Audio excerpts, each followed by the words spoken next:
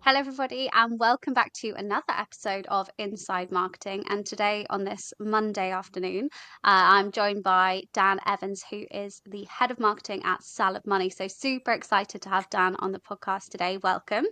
Hello. Thanks for spending the time.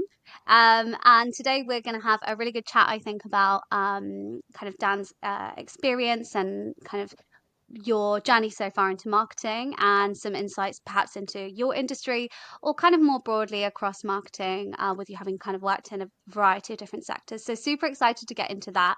Yeah, and thank you for joining us, Dan. And I think really the best way to start these, and what I find is pretty interesting, is maybe if you, in your own words, Dan, could kind of take us through your journey so far, where it started, what you've done so far in your marketing career. Has it all been marketing? Have you done a kind of number of different things, and how that's led you to the role that you have today? Perhaps a bit about what you do, and then I'm sure we'll have some discussion off that. Be great. Yeah, sure. So did a marketing degree at university, came out of Hmm. university and got onto a trainee scheme for an asset manager based up in London. That was a 12-month contract in their creative services department, so that was heavily on the production of content side of things. Hmm. Got through the 12 months, got offered a job in the department, so I was there for kind of 4.5 years. Really, really good place to start because it gave me an insight into what was a really quite big business. Now you can feel like a small cog in a big business, but it gives you an Yeah, insight of kind of how big businesses run. sure. From there, I actually went to a social enterprise, which was a very Okay. big change. And what that social enterprise did, it had business centres that made money, and then the money from those business centres went on to providing free business advice for people that are looking to start up businesses in the area. So very, very different, vastly different. Yeah, really different. Yeah. But again, another good insight into how a smaller business works. And then from there, ended up at Salad. Came in as the marketing manager at Salad, and it kind of meets the two in the middle. Salad is a commercial organisation, but it's got a social tint. Um, so it's kind of a mixture of the two, which is, Yeah, sure. I like doing roles that have got purpose. Yeah, sure. And when you started out doing marketing, do you think you picked marketing because that was kind of a good entry point into a number of things in the industry, or did you have you always been super passionate about marketing? And then I guess there's kind of two things in marketing. Some people are kind of right down the middle, creative and kind of data focused. Some people are more creative, some people are more data, numbers, analytics. Where would you say you are? So I guess kind of two questions there. Yeah, I definitely lean towards the creative side of things, Uh-huh. more than the data side of things. But ending up in a finance role, marketing finance role, The hand is forced. yeah, naturally you have to do both. But I would say my strengths are more on the creative side of things than the data Mhm, side, definitely. mhm. But as I say, the roles I've had have kind of helped me build up those data, that data knowledge and data displays and that sort of thing that I probably didn't have post these roles, pre these roles. Yeah, sure. Sure. And in your role currently, as a head of marketing, maybe you could just kind of give us a flavor of kind of what your day to day looks like, and maybe what you're focusing on at the moment, with your team, kind of what you've prioritized recently, just to give us a sense into, yeah, what the day looks like for you as the head of that team. Yeah, sure. I mean, the way the credit market works, that there's a huge sector of I call them affiliates. You're the likes of Money Supermarket, Experian, uh, ClearScore, that are kind of huge behemoths that funnel traffic to their particular partnerships. Yeah. So we obviously have that channel of marketing, but then we also Mm. have our own direct advertising where we're trying to get people to come directly to us. My day-to-day role is managing that arm of the business. Okay. So I'm responsible for managing our advertising plans across all of social media, Google, Nice. content production, website development, that sort of thing. So day to day, that's what I do. We've more recently we've had a real focus on a vlog series that we've launched. Okay. So we actually launched the first episode probably 3 or 4 weeks ago now. And we've got episode 2 coming up. So if you are interested, have Oh, a nice. watch. Tune in. uh, yeah, got to get those viewer figures up, right? Of course, of course. Of course. So that's been a heavy focus. And then, Mm, you know, the calendar, we kind of have four campaigns a year. So it moves on quite quickly. Once we've done one campaign, it's on to the next one sure. and getting that planned in and ready to go. So that's the day to day, Mm. really.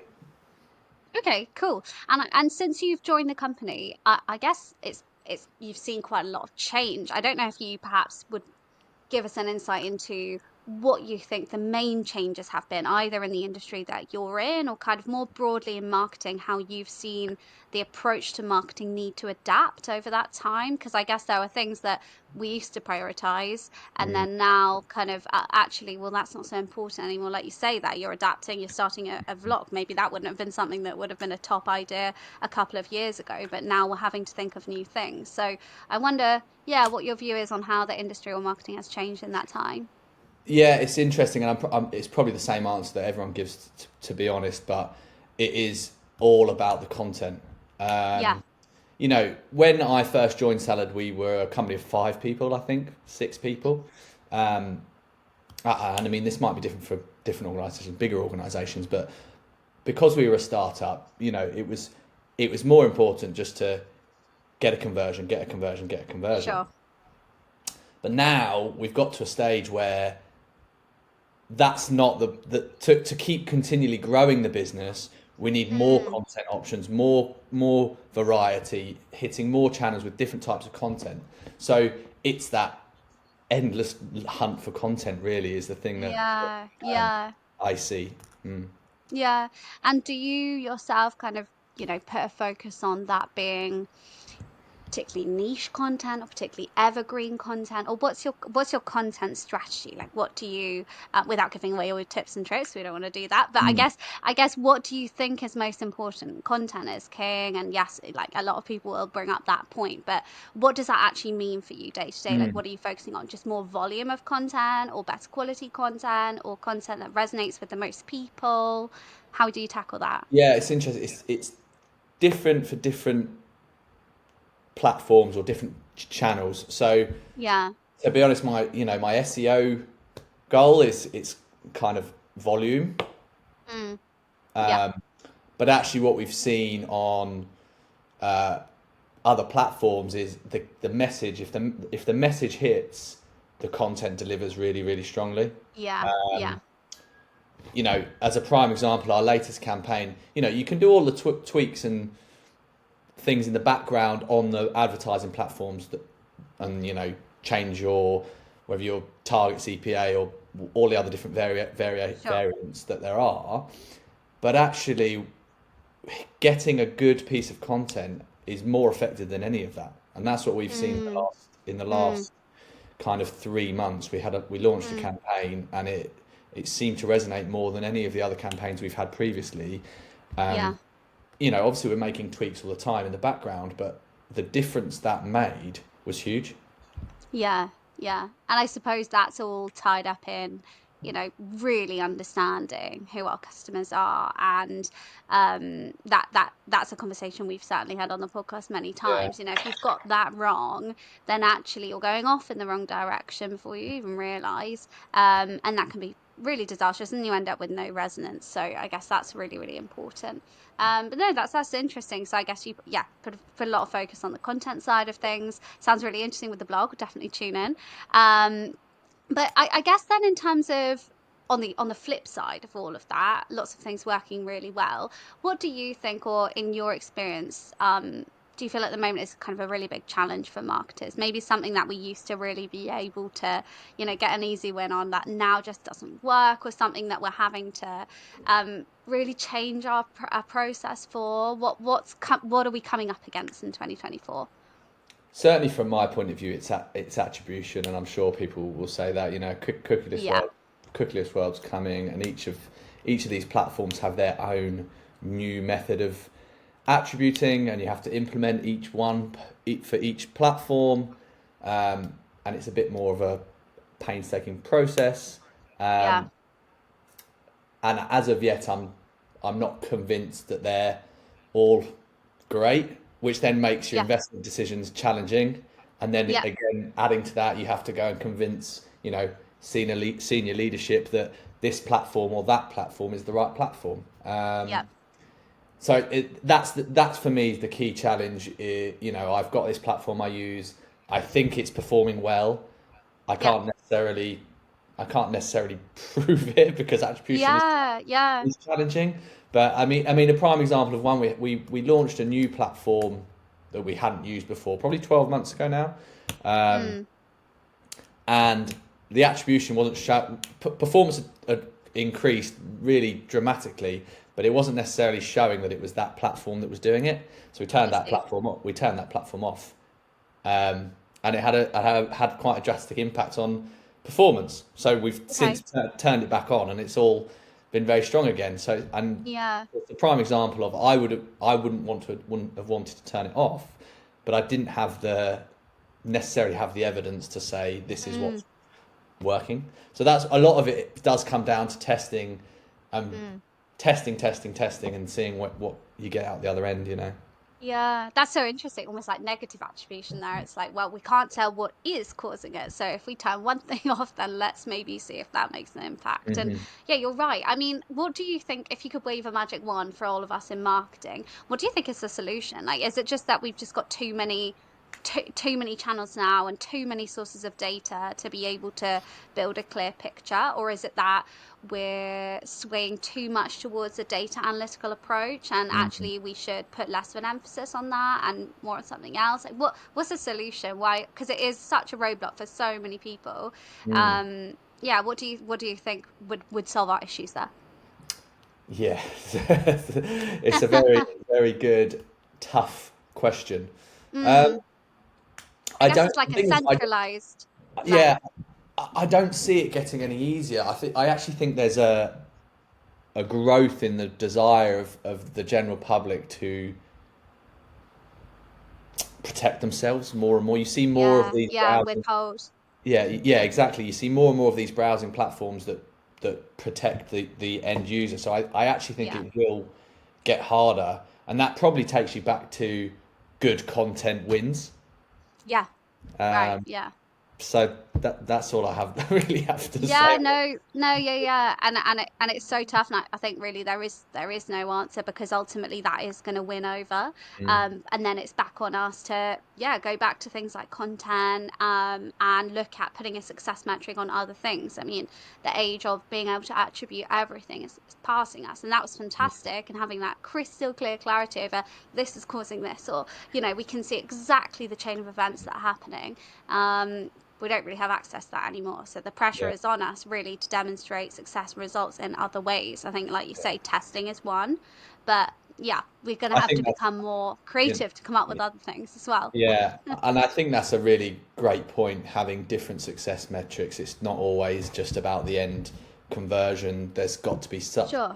a lot of different ways of measuring success. Obviously, you need to set that out at the start of anything you do, but I think that's a really great point, actually.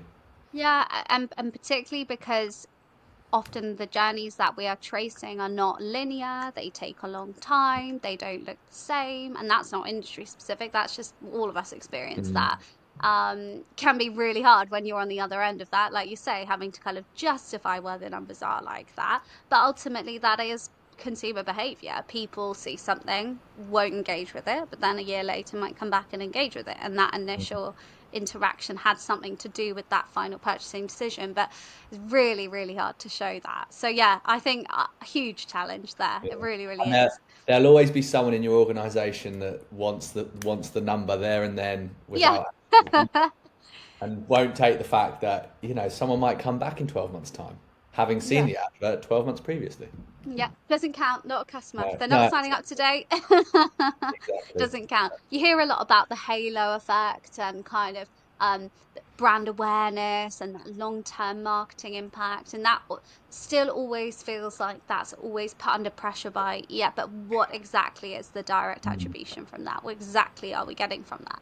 And I think it's time maybe that's the answer because those longer term activities do provide a return over time, but it's not.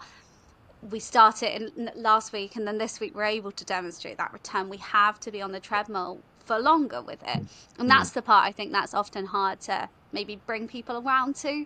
And it's just patience and buy-in. But like you said, I think marketing leaders win there when it's when the expectations are set up front. So when you lay out that this isn't going to be an immediate return, and you lay out that we're going to need X amount of time to generate results. It's not like a paid campaign, performance campaign where we'll see things tomorrow, and mm. that's where the difference is maybe.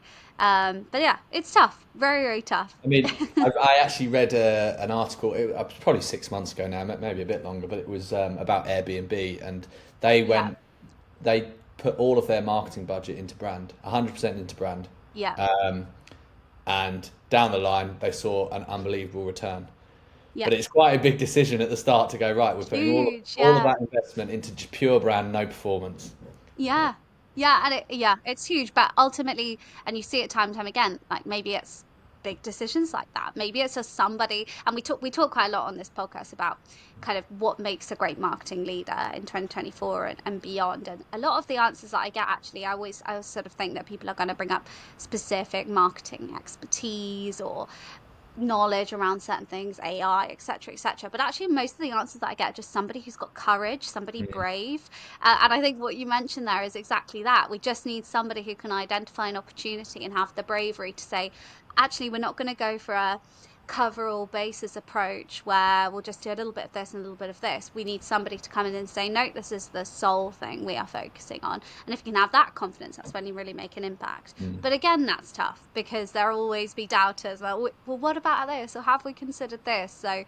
yeah, how do you manage that yourself? How do you have that kind of clear vision of the path ahead when it comes to the strategy?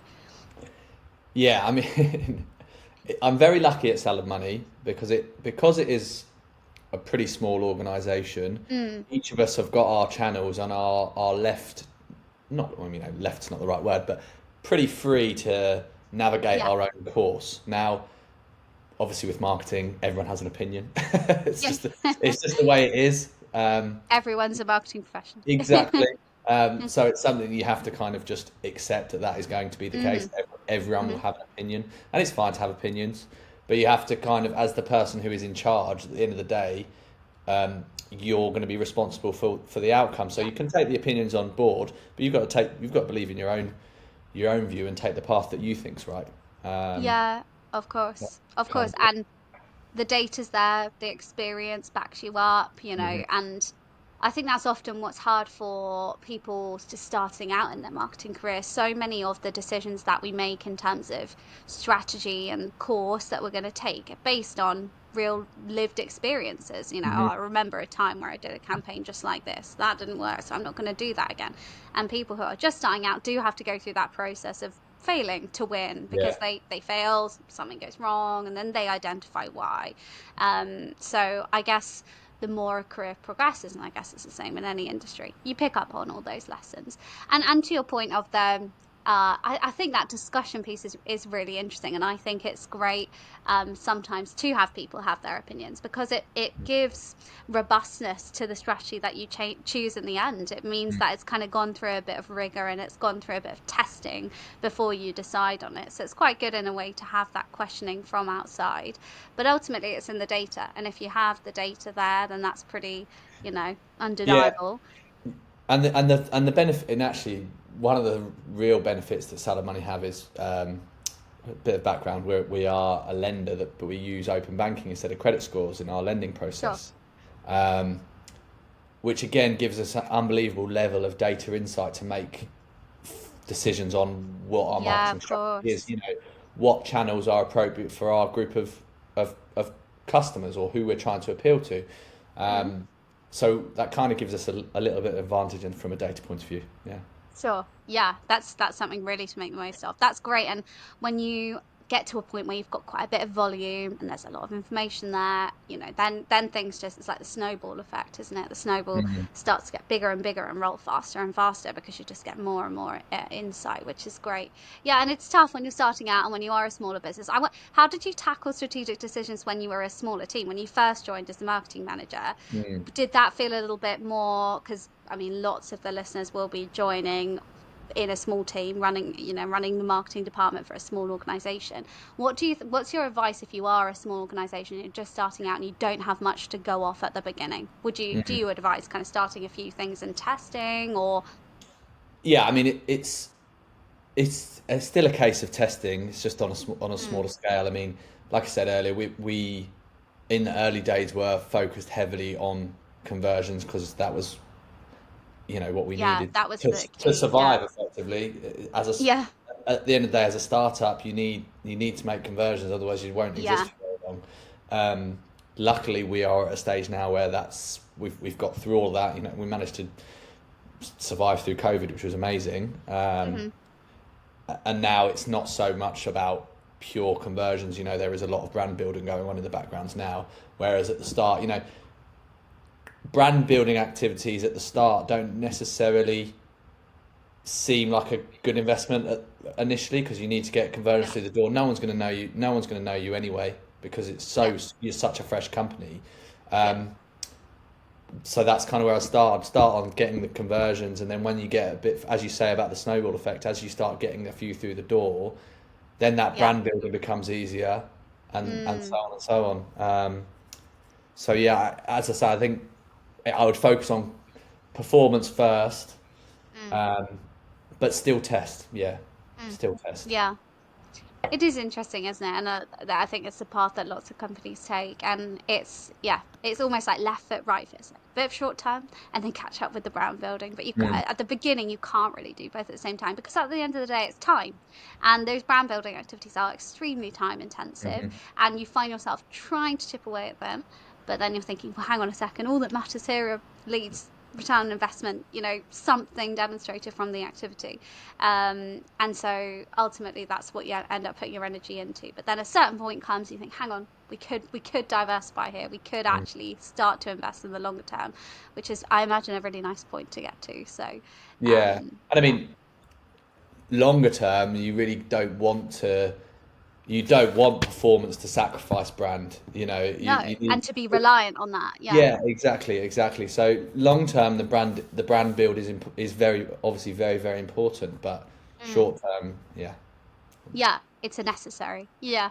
No, it's super interesting to hear about yeah, your journey and kind of what happens day to day at Salad Money and the marketing team. I wonder if you mentioned vlogs there as something kind of new that you've Mm. taken up. I wonder if there's been something in the last 12 to 24 months that maybe aside from vlogs, or if you want to expand a little bit more why you chose that you've really implemented that's really been a game changer. It doesn't necessarily have to be a new channel or anything like Mm. that, but just something that you've spotted or that you've started trying to change the mindset on, or yeah, anything in your team that you're kind of rolling out. Yeah, I mean the one thing that we have done, which seems to have worked pretty well, is more user generated content, or user generated content styled advertising, Mm. which is a bit, Okay, yeah, you know, because it is such a big market now, that influencer type selling. sure. Now we don't use influencers, but we do make content that is user generated. Okay, cool. And it's yeah, it's been pretty successful for us.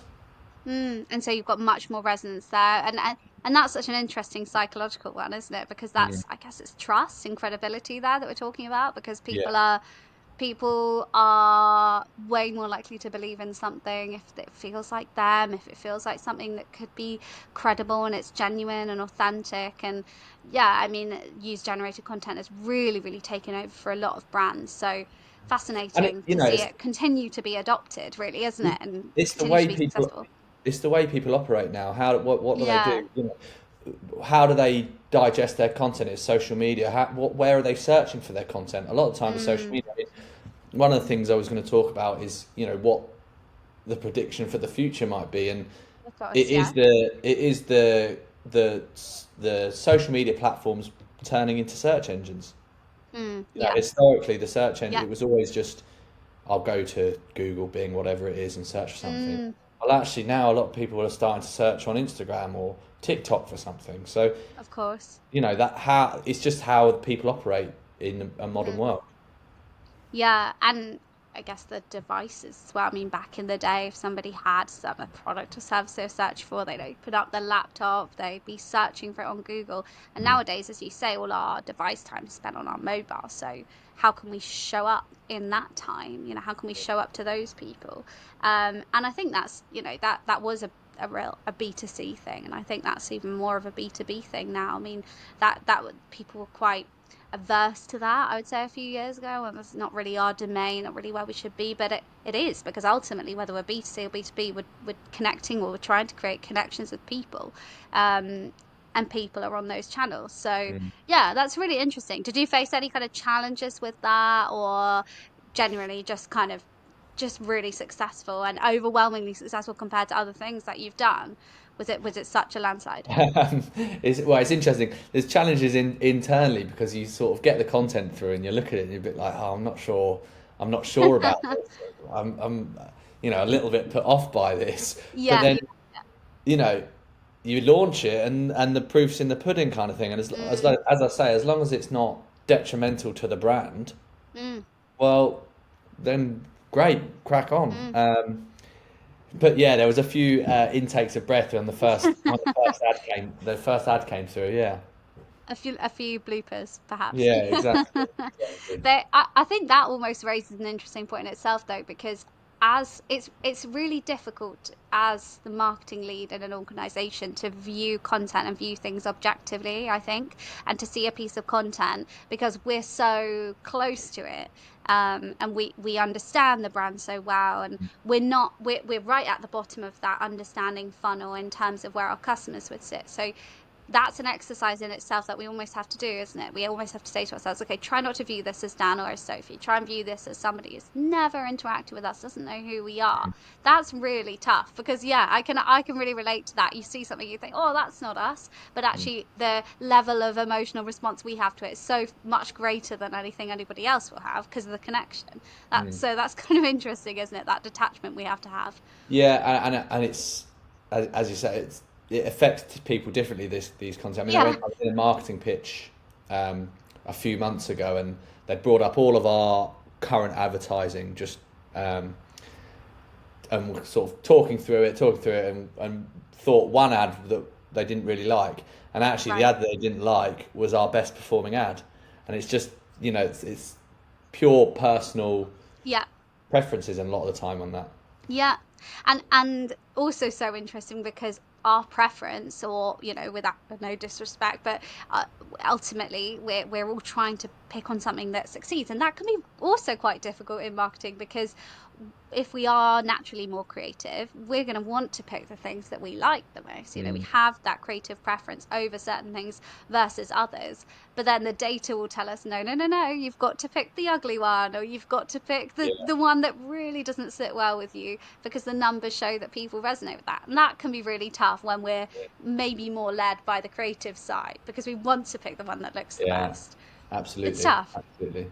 Yeah, yeah. I've had a few of those decisions over the Yeah, years. I think that happens a lot, doesn't it? And it's that kind of it's that moment where it's slightly awkward because an ad might be, really being not favored, and then we have to reveal the numbers. It's like, well, actually, that one outdid the rest by kind of tenfold, and yeah, that's interesting. But no, I'm with you. I'm very much more I'm creative led.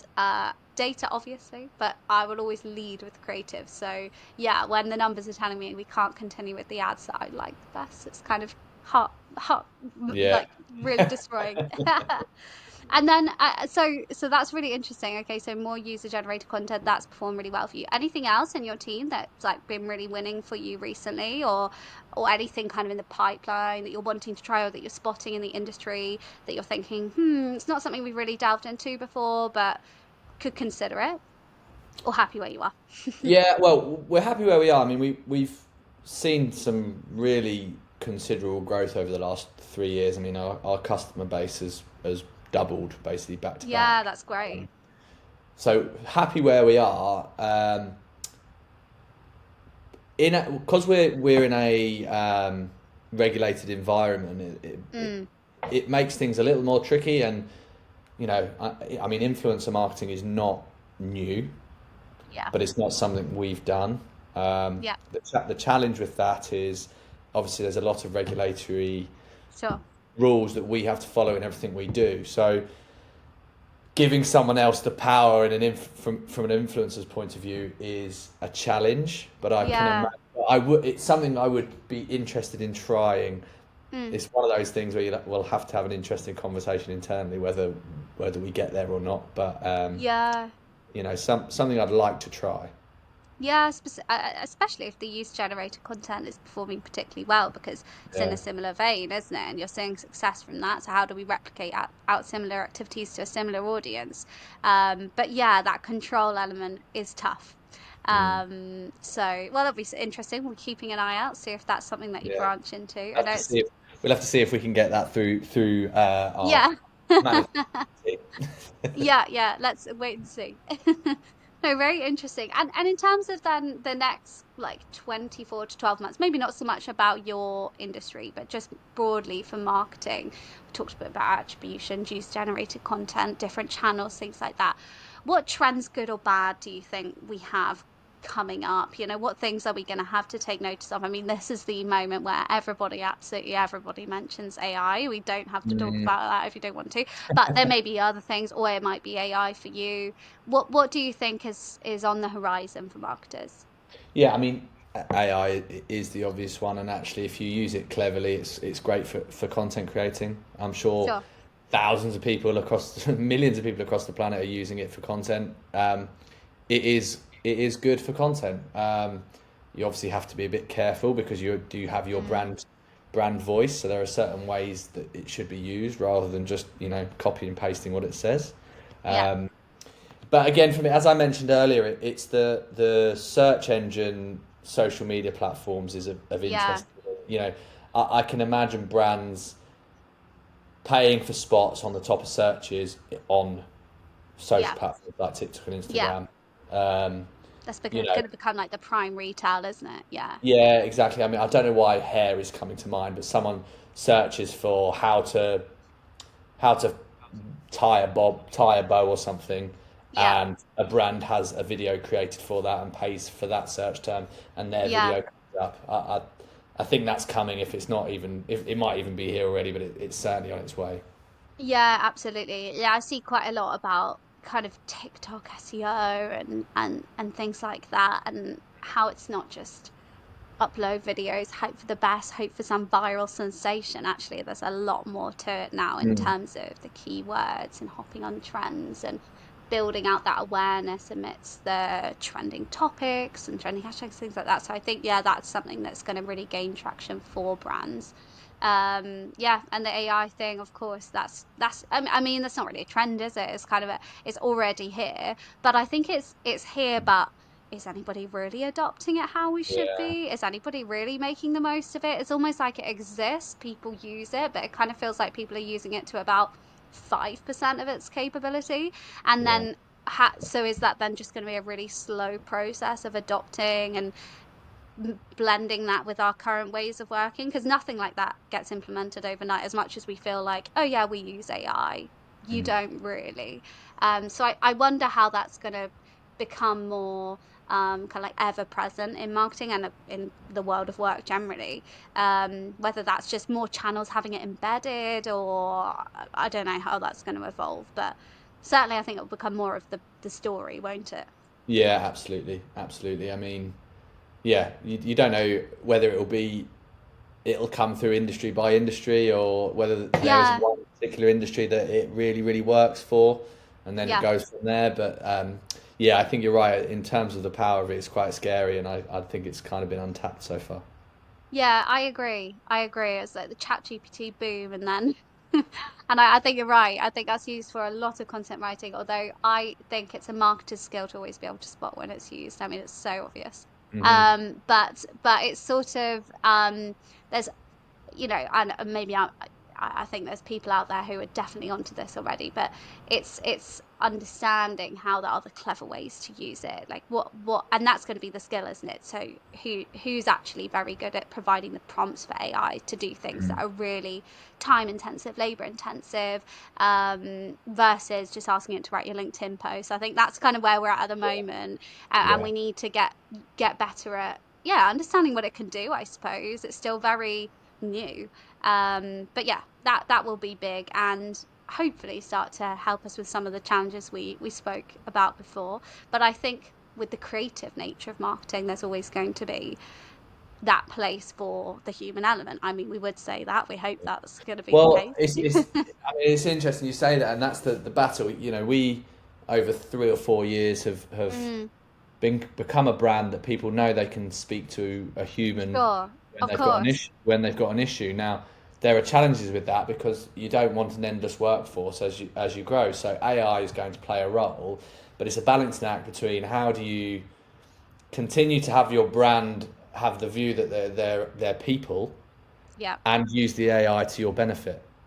yeah, So yeah, we're very actually going tough. through that process at the moment, but it is going to be an interesting one.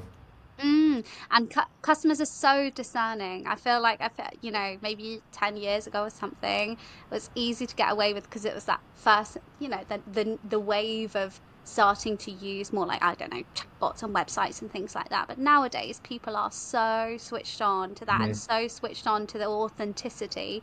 Yeah, It's really going to be tough for brands to get away with that. But who knows? Maybe there's something clever enough out there to develop it. So again, we'll keep an eye. to see.